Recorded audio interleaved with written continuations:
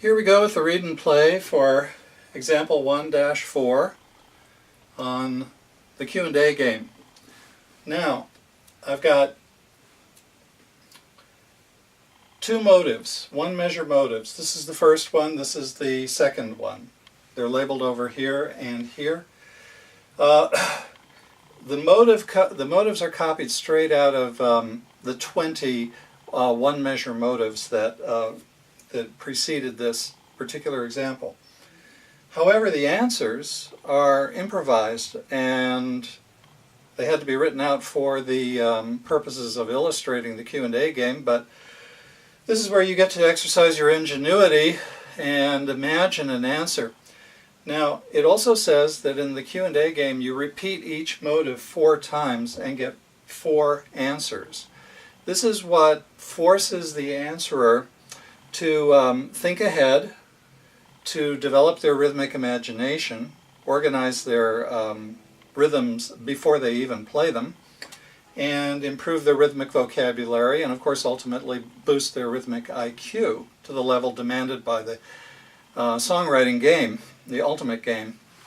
Now I'm going to count off motive number 1. 1, 2, and 3, 4, 1. That's quarter, 2 eighths, quarter, quarter, quarter. Then 3 rests, and then the answer. This dashed line just visually separates the first half note from the second half note. It is not normally written in written music. Okay, so here we go with motive number 1.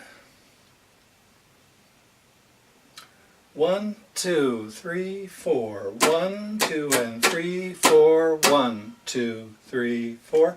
1 and 2 and 3 and 4 and 1, 2, 3, 4. Okay, you notice that I skipped 2 and skipped 4, but that's all been explained earlier. Okay, now motive number 2. We have a dotted quarter note which stretches it out past the 2. This is the end of 2, this 8th note.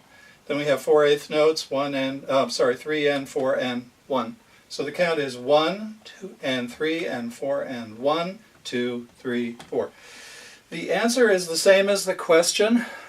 Usually you want your answer to be similar, but not completely different, disconnected from the question. One way to do that is to just copy part of it.